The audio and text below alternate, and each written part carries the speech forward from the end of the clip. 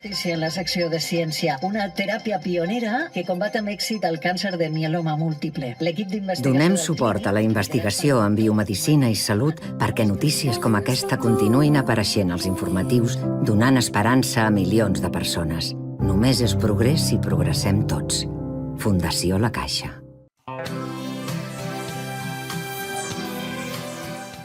Hola, buenos días, Domingo. Estamos aquí siempre con primeros espadas. Hoy usaremos hasta términos taurinos. Y tenemos un señor, un gran escritor, en mi opinión, que nos ha hecho un ensayo sobre los españoles que vivieron en Marruecos, que es Antonio García Nieto, que ha hecho un libro precioso. Yo creo que hay que darlo a conocer. Y como cada semana le haremos nuestras preguntas de rigor. Buenos días, Antonio, ¿cómo estás? Hola, buenos días, muy bien, muchas gracias. Pues venga, vamos allá. Es corriente encontrar españoles nacidos en Marruecos, sobre todo en Alhucemas, ¿no? Bueno, ya es poco corriente porque, claro, por edad, pues la mayoría han fallecido, están muy mayores. Pero sí, sobre todo en la zona del sur, en Murcia, Almería, Málaga, sí hay, o bien sus descendientes, sí. ¿Es verdad que es muy bonito y enamora a Marruecos? Bueno, Marruecos se enamora y provoca rechazo. Hay gente que sí que le encanta Marruecos y otros le provoca rechazos. Es un país que genera sentimientos muy diversos. El interés de los reinos cristianos de la península ibérica por el norte de África se creciente en el siglo XV, o sea, ahí viene de lejos esto, ¿no? Sí, claro, y sobre todo después del testamento de Isabel la Católica. Pero ¿qué ocurrió? Que España con Carlos I, Felipe II, pues estaba interesada ocupada en las guerras en Europa y luego en América. Luego la parte del sur, pues aparte de, no le interesaba, aparte de plazas para controlar la piratería y tal, en Marruecos y en Argelia, Orán, Argel, etcétera, Marruecos no interesaba. Las bandas corsarias de Salé estaban formadas por moriscos expulsados de España. ¿Es cierto esto? Sí, claro. Los sormacheos, que es de un pueblo, sobre todo, que es de un pueblo de Extremadura, entonces van allí, se refugian en Rabat. Bueno, ya sucesivamente se estaban marchando, pero bueno, ya con la expulsión, pues se refugian allí en Rabat, en Salé, que es una ciudad pequeña al lado de Rabat. Y claro, ellos hasta se montan una república independiente. El odio que le tenían a España pues les hacía atacar los barcos. Sí. El Estado marroquí se estaba desintegrando como un castillo de naipes. ¿Por qué? Bueno, porque sobre todo durante el siglo XIX ahí hubo una cuestión, había sultanes, claro, era una lucha entre modernismo y tradición.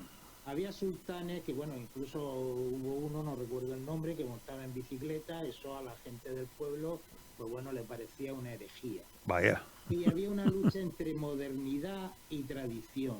Claro, hay que tenerme en cuenta Marruecos, un pueblo rural, la mayoría de analfabetos, con mucha presión de los santones locales y de los poderes locales. Yeah.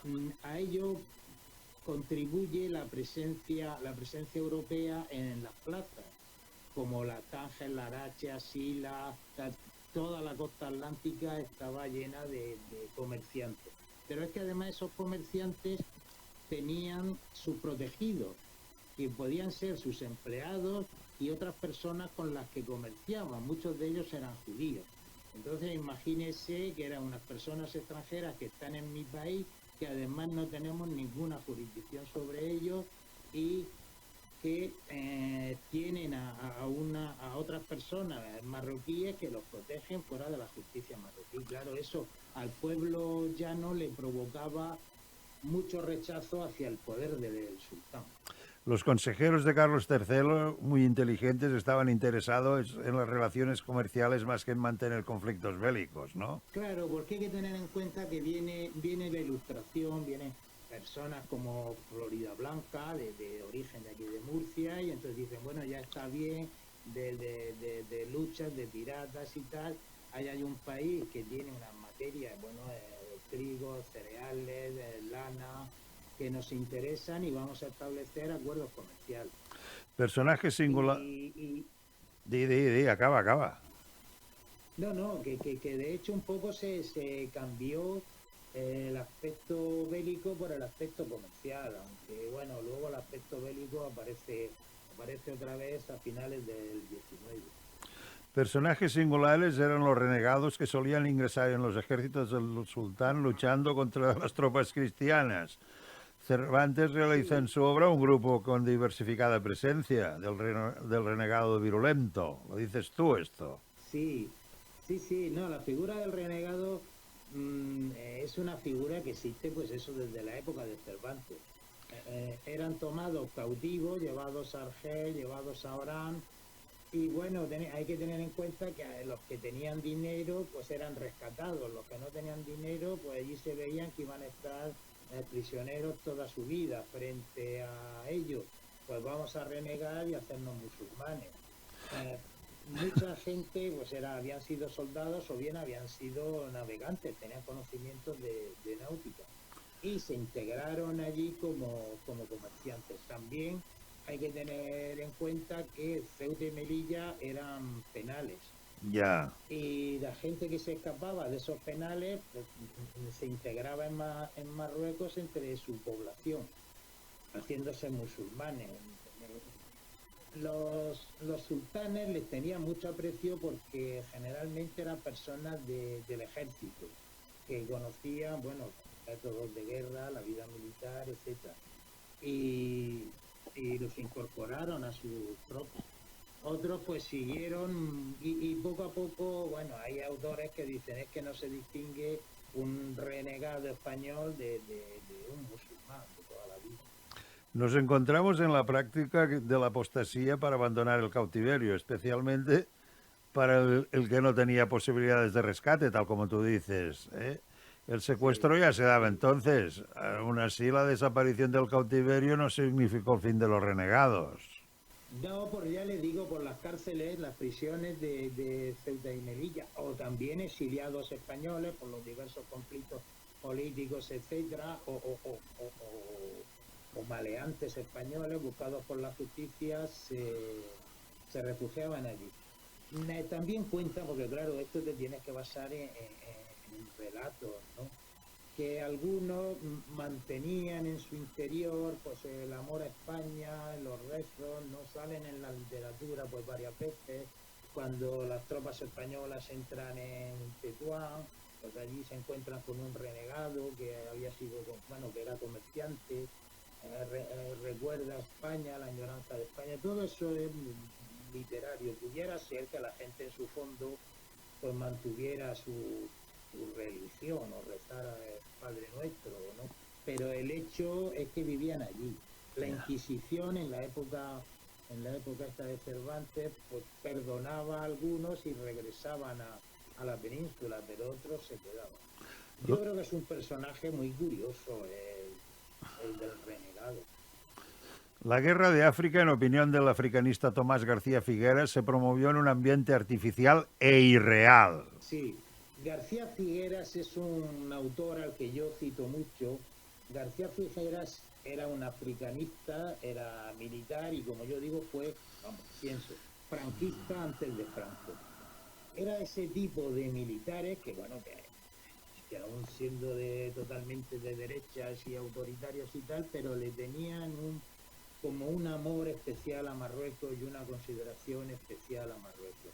La guerra de África se sabe que fue porque cuando España está construyendo en Ceuta una nueva muralla y ampliando el territorio, pues unas bandas atacan a los soldados que estaban construyendo ahí la barrera, la muralla, y roban la bandera española. Esto en España pues se considera una gran afrenta y tal. Y en época de Isabel II, pues entonces se propugna una guerra contra el moro, contra los enemigos de España y tal. Una guerra totalmente artificial, ¿no? Cito a García Figuera porque, por decirlo de alguna manera, García Figuera era uno de los suyos, un africanista, luego fue franquista, etcétera, etcétera. No era ni ningún autor de izquierda ni nada de eso. Y dice, claro, aquí se montó una guerra que no tenía ningún sentido, porque bueno, que cojan una bandera, que además estaban en su territorio, en territorio marroquí. Claro, hay que tener en cuenta que las tropas llegan a Ceuta en octubre, creo que fue, en octubre del 59, y Tetuán se toma hacia marzo del 60, es decir, casi 6 meses, 5 meses en hacer un recorrido de 60 kilómetros que hay de Ceuta a Tetuán. Vale. Entonces, pues, para un ejército se supone que moderno y tal, pues parece una eternidad. Cualquiera que haya ido por ahí, pues sí, hay unas montañas, hay unas colinas, pero no es un terreno muy, ¿no? Todo eso pues costó vidas humanas, desde luego. Luego España entra a Tetuán, hacen un acuerdo de paz, que algunos escritores marroquíes dicen, bueno, eso fue el principio del fin de Marruecos, porque España le pide como 20 millones de pesetas de aquella época. Claro, ese era un capitalazo. Como el reino de Marruecos pues no tenía dinero, le da a España la mitad de los impuestos de las aduanas marítimas. Entonces España se instala en los puertos a cobrar impuestos. Vale. Y luego, claro, pero la retirada de las tropas españolas, porque allí no hizo nada, fue a causa de las epidemias. Porque allí ya estaban, bueno, con difteria, fiebre amarilla, etcétera, etcétera, y había más muertos por enfermedades que por la guerra en sí. La guerra de 1860 y las campañas posteriores se llevaron a Marruecos jóvenes de toda España que jamás regresarían por no poder ser soldados de cuota. ¿Cuántos murieron allí? ¿No lo sabes exactamente o sí? Pues las cifras sí, no son buenas, pero bueno, hay quien habla de 10.000, hay que contar los que murieron en la guerra, más los que murieron de enfermedades, y claro, existía lo que se llamaba, se pagaba la cuota, se pagaba una cantidad y se libraba uno de la misma. Sí. Entonces, el que no pudiera pagar, pues claro, iba allí, la mayoría eran campesinos, gente obligado, ¿no? De ahí viene, claro. La animadversión de los árabes de Tetuán hacia los españoles era evidente. Sin embargo, la población judía que vivía recluida en el barrio con escasa libertad de movimientos recibió con Julio las tropas españolas, con júbilo, quiero decir. Sí, claro. Bueno, hay que tener en cuenta que los judíos, hebreos, que más bien allí se habla hebreos, israelitas, que judíos, ¿no? Yo cuando entrevistaba ya personas, muy pocas veces decían judíos, hebreos. Allí estaban consentidos en Marruecos, pero vivían en los Melat, que eran como barrios aparte. La mayoría eran de origen sefardita, de origen español, y entonces cuando llegan las tropas españolas dicen, han llegado los nuestros, ¿no? De hecho, pues los oficiales se instalaron en el barrio judío. Pío Baroja, que estuvo de corresponsal en Tánger en 1903, apuntó la esperanza de que los judíos en la protección de los europeos además eran el elemento ilustrado de esta sociedad, o sea, los que sabían leer y escribir, en una palabra, ¿no?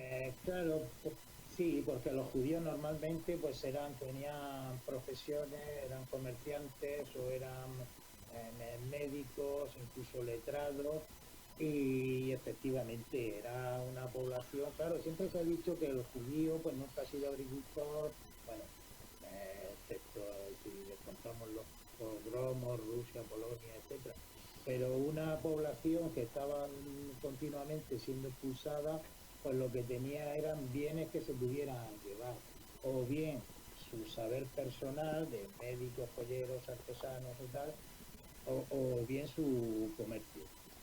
Es decir, desde luego eran la población pues, más culta que la media de la población marroquí de aquella época. Marroquí musulmán. Ya.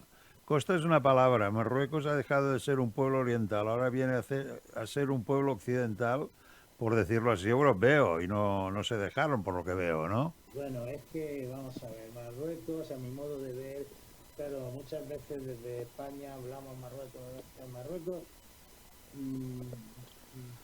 ha llevado una postura para mí muy inteligente a su modo.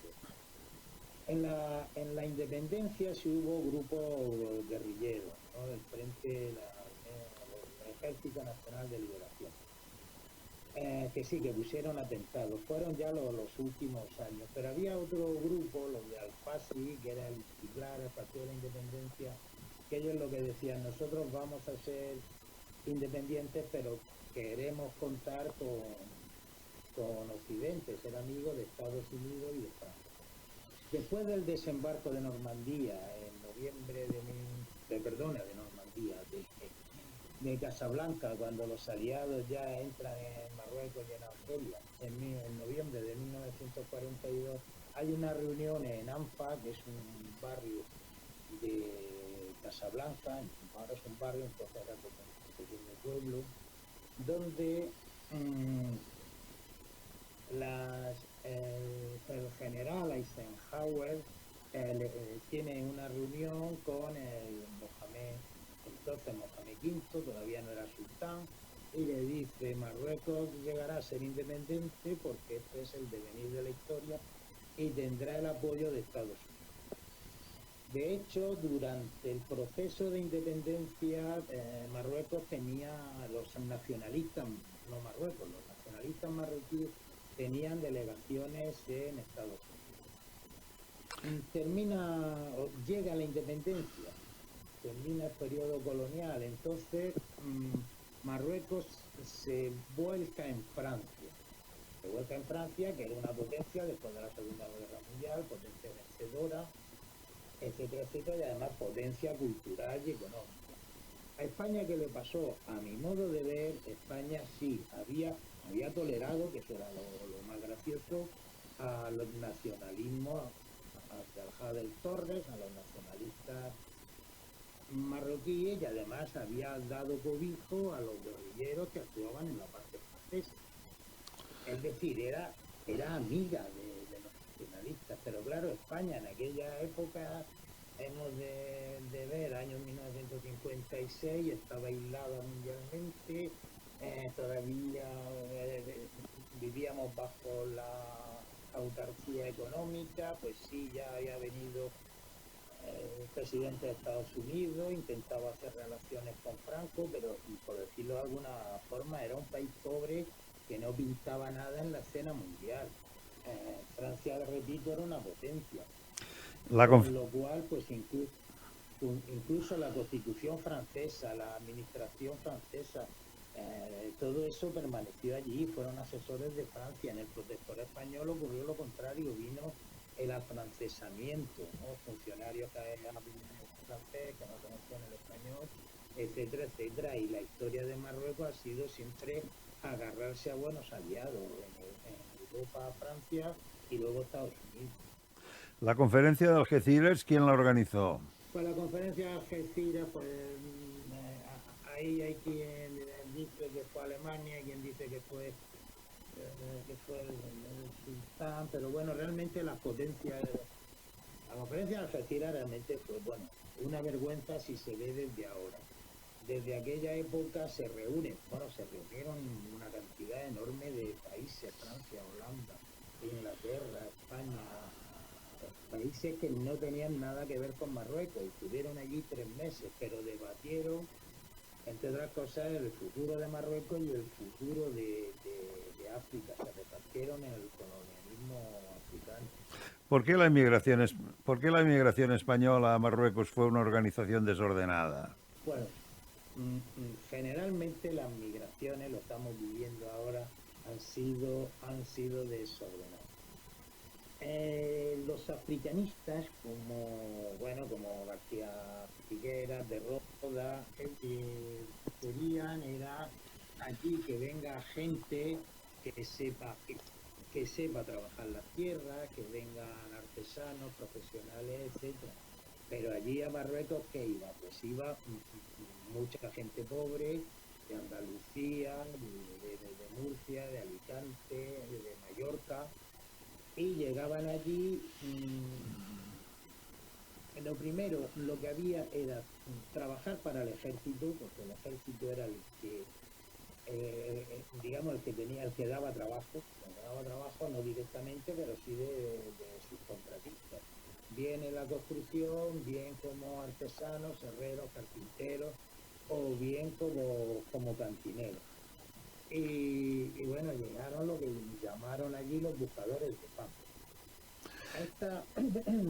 A esta gente que cito, estos personajes como García Figueras, Africanista, ya les digo, a ellos les hubiera encantado que la gente hubiera ido con un permiso de trabajo y tal.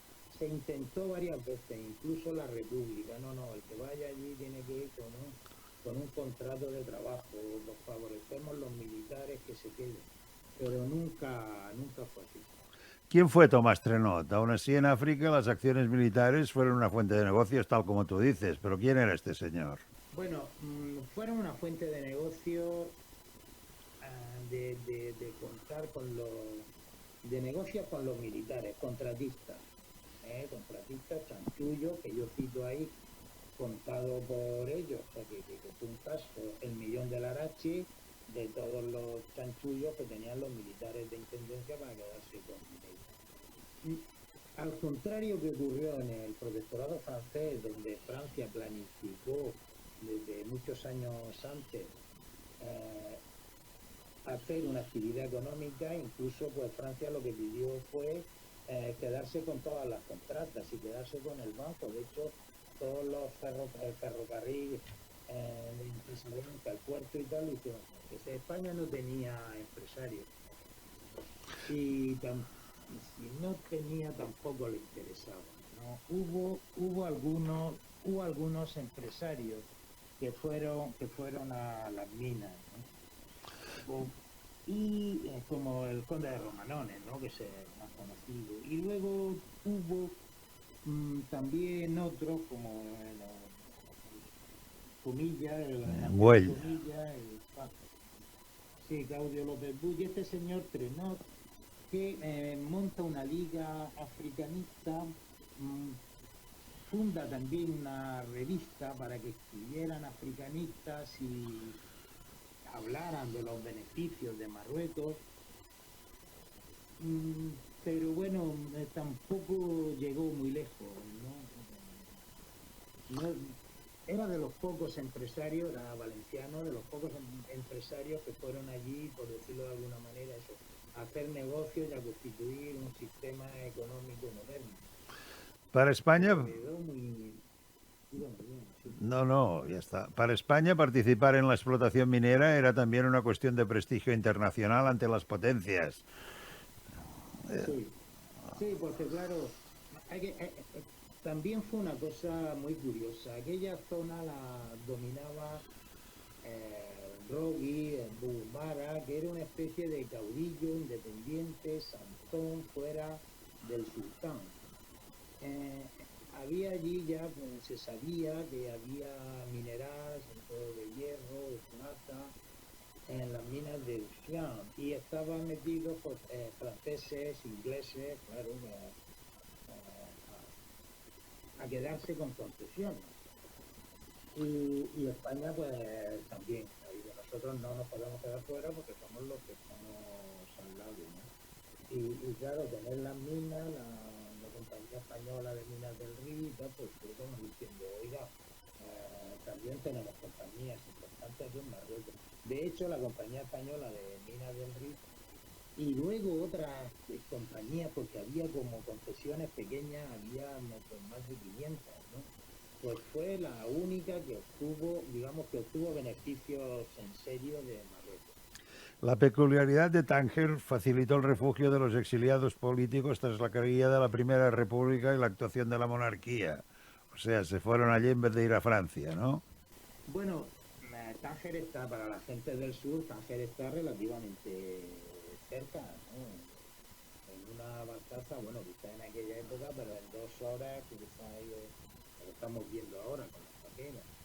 Y Tánger tenía la peculiaridad de que el sultán le dice a los cónsules que entonces estaban en Fez, que era la capital, dice, mira, os vais a ir a Tánger, que es un poblado pequeño, que está al lado del mar, que tiene el puerto y podéis comunicar con Europa fácilmente. Y así Tánger se va constituyendo en una ciudad internacional gobernada por los los cónsules, ¿no? Que hasta la independencia, pues sí, realmente allí quien mandaba eran las potencias europeas, consentidas por allí por los sultanes, ¿no? Mucho antes del protectorado. Entonces España se ocupaba, yo creo que de correos y de policía, Holanda de otra cosa, Francia de otra cuestión. Tánger ha sido una ciudad muy especial. Las minas fueron el polo industrial más importante del protectorado y su regularización se realizó bien pronto. En 1914 se promulgó el reglamento de minas de la zona, o sea, antes que aquí, ¿no? Sí, claro, porque, no, como ya digo, era el interés de la explotación de las minas y de obtener beneficios. Obtenían los propietarios, nada más, ¿no? Porque todos los beneficios salían de Marruecos. Pero sí, interesaba regular eso y las concesiones, y como digo, pues había una compañía muy fuerte, la compañía española de Minas del Rif, pero luego pues había concesiones muy pequeñas, más pequeñas. Había empresarios vascos como Echeverría, que luego fue el intermediario con Abdelkrim, y luego otra gente de la zona del sur, porque en aquella época había minas en Murcia, en Almería, ¿no? Y también conocían el negocio minero y se fueron allí.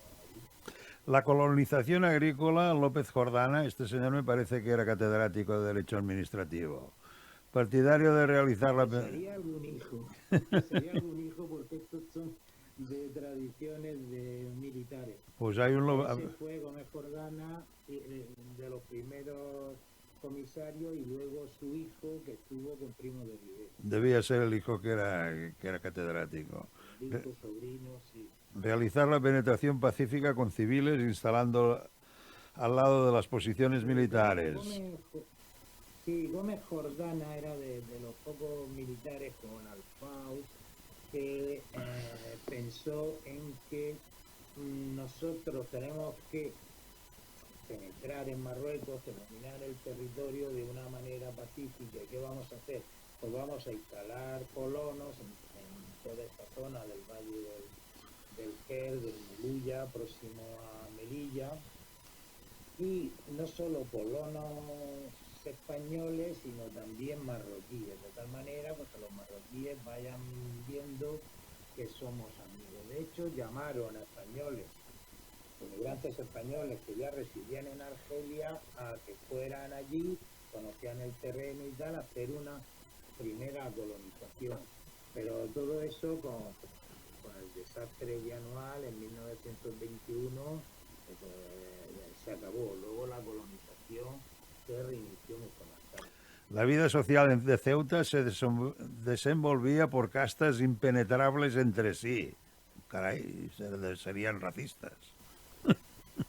Sí, porque bueno, esto lo cuenta Arturo Barea en La forja de un rebelde que estuvo allí de sargento, y efectivamente entonces los soldados se relacionaban con los soldados, los sargentos con los sargentos, y así, y era una vida pues muy estratificada, pero de hecho la vida civil se regía por la vida militar.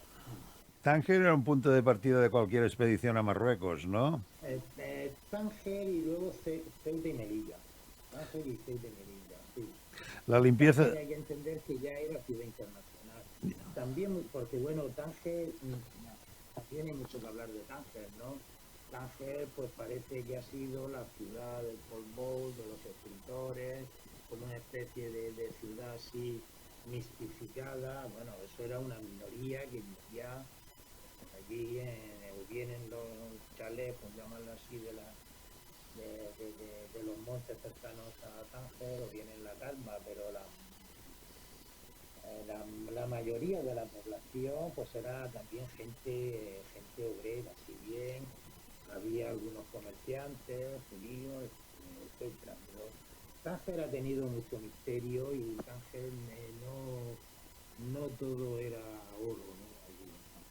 La limpieza de la Medina no es una virtud de los árabes, la limpieza, que yo sepa. Bueno, Bueno, las Medinas hay que tener en cuenta que son calles estrechas, entonces en aquella época casi sin alcantarillado y mucha inmundicia y tal, iban fuera, iban a la calle.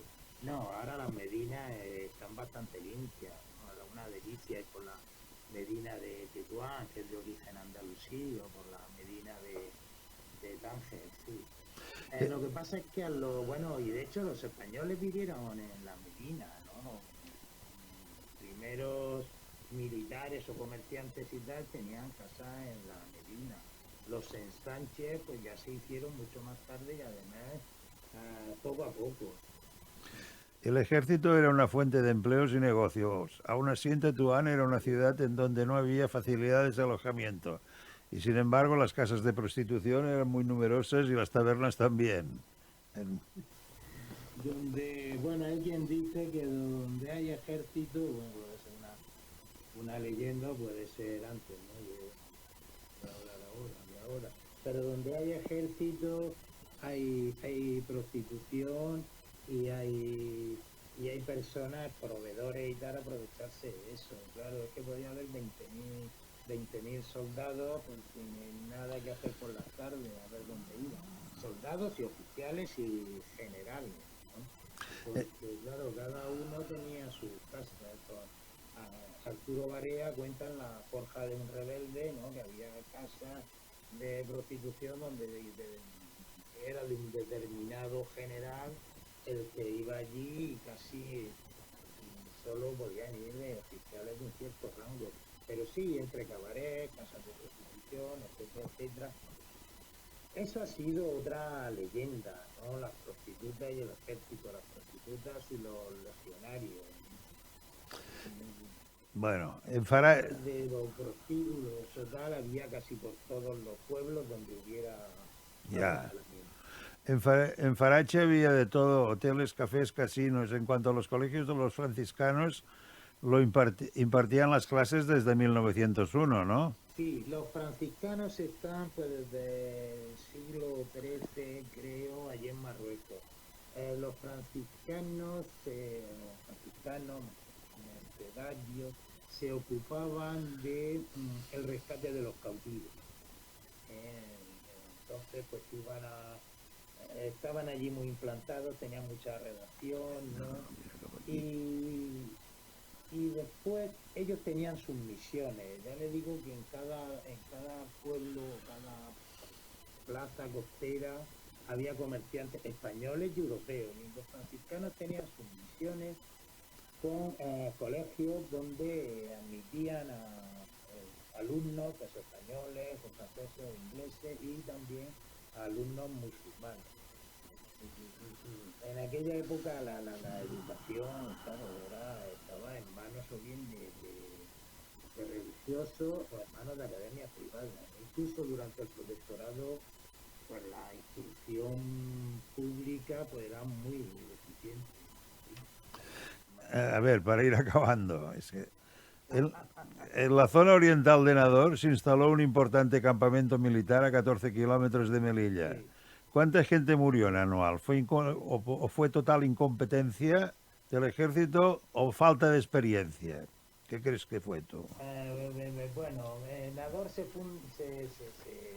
funda tras la guerra de 1909, todavía no había protectorado, pero eso fue la batalla del Barranco del Lobo y se funda la ciudad de Nador. Anual, yo en el libro, bueno, la guerra la paso muy por arriba. Bueno, Había una cuestión. Abdelkrim padre estaba en contacto con España y le decía a los españoles: desembarcar en Alucema, me ayudáis a mí y yo me hago como el jefe de toda esta zona, bajo vuestro patronato. Vosotros no entráis aquí, yo me encargo de todo esto con vosotros. vale. Entonces eso, pues por unas cuestiones otras no se hizo. El famoso general Silvestre pues dice: vamos a ir penetrando por bloqueos, ¿no? Que eran pequeñas posiciones aisladas. Bueno, pues Sin conexión con la retaguardia. Claro, fue una estrategia militar terrible. De hecho, Damaso Alonso no quería. Y luego pues los militares que había allí, cuando vieron venir a todas las cávilas, echaron a correr simplemente. Echaron a correr, los oficiales, suboficiales se quitaron los galones y fue una desbandada. Eso está reconocido por los propios escritos militares, informes eficaces, etc. O sea, fue un error estratégico y luego, pues claro, la gente iba a Marruecos, no pensaba en morir, pensaba ahí en tomar té y estar ahí un tiempo y ya está, ¿no? Bueno, pues hasta aquí. Hasta aquí. Es un libro muy bien documentado sobre lo que fue la sociedad española en Marruecos, su modo de vida y el trabajo hecho en realidad. Parece que se enseñó a vivir a la población autóctona como europeos. Leer Los españoles que vivieron en Marruecos, de Antonio García Nieto, editorial Almuzara, és fantàstico. En la secció de ciència, una teràpia pionera que combat amb èxit el càncer de mieloma múltiple. L'equip d'investigació... Donem suport a la investigació en biomedicina i salut perquè notícies com aquesta continuïn apareixent als informatius, donant esperança a milions de persones. Només és progrés si progressem tots. Fundació La Caixa.